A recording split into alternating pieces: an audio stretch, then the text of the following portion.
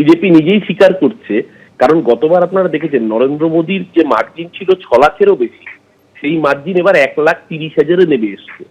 এবং যদি চুয়াচুরি ভোট চুরি না করতো নির্বাচন কমিশন, তাহলে হয়তো খোদ দেশের প্রধানমন্ত্রী বেনারস থেকে হেরে যেতেন।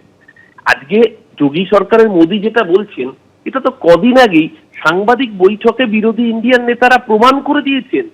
এই যে বাবা রাম কমল দাস, এই যে বলা হচ্ছে একজন ওই লজিক্যাল ডিসক্রিপেন্সি রচিলা দিয়ে 6 জনের যদি বেশি সন্তান হয় তাদেরকে লাইনে দাঁড় করাচ্ছে উত্তরপ্রদেশের বেনারসে।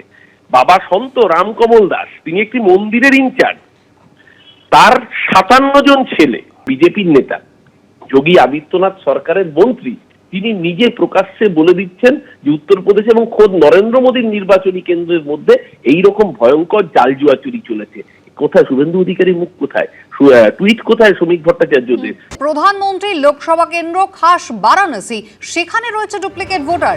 এসআইআর আবহে বিস্ফোরকে অভিযোগ করলেন যোগী সরকারের মন্ত্রী। বারাণসী উত্তরের ভোটার লিস্টে গরমিল রয়েছে, 9,000-এরও বেশি ডুপ্লিকেট ভোটার রয়েছে। এসআইআর এ লক্ষাধিক নাম বাদ না গেলে ডুপ্লিকেট ভোটারের সংখ্যা দ্বিগুণ হতো, এমনটাই দাবি করেছেন উত্তরপ্রদেশের মন্ত্রী বিজেপি বিধায়ক রবীন্দ্র জয়সওয়াল। জেলা নির্বাচনী আধিকারিকের দপ্তরে অভিযোগ बीजेपी विधायक है।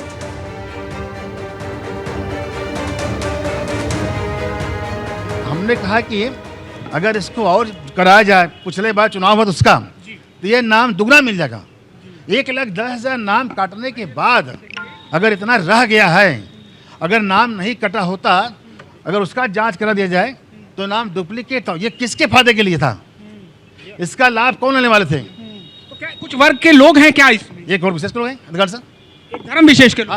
तो आप मतदान जिहाद सबका भी जिक्र कर रहे हैं। हाँ, मैं कह रहा हूँ कि अगर कोई आदमी एक से अधिक वोट दे रहा है तो मंशा क्या है, उसकी रुचि क्या है, क्यों ऐसा कर रहा हो? मंत्री जी, एक अंतिम सवाल, क्या लगता है एसआईआर प्रक्रिया आप ही के शासन प्रशासन द्वारा पूरी की जा रही है? अब ये चुनाव आयोग होता है, चुनाव आयोग जब काम करता है तो सारे तंत्र उसके अधीन हो जाते हैं। ये काम उनका है।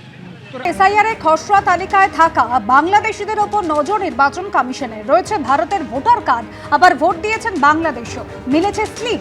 এমনই খবর নির্বাচন কমিশন সূত্রে। বাংলাদেশের ভোটার তালিকাতেও নাম রয়েছে। নির্বাচন কমিশনের সুপার চেকিং এ উঠে এসেছে এমনই সব নানান তথ্য। মহাভারতে একজন ধৃতরাষ্ট্র ছিল, আমাদের ভোটার লিস্টে 7 জন ধৃতরাষ্ট্রকে পাওয়া গেছে, যারা 100টা করে সন্তান। তো এদের কি একটা করে কিছু না হলেও পদ্মবিভূষণ বা পদ্মভূষণ দেওয়া যায় না? 40 বছরে দাদু হয়ে গেছে, কি অসামান্য ক্ষমতা, এবং সেই নাতিও আবার ভোটার 22 বছরের। ভাবা যায় এ আমাদের রাজ্যেই সম্ভব। এগিয়ে বাংলা। এবিপি আনন্দ, এগিয়ে থাকে, এগিয়ে রাখে।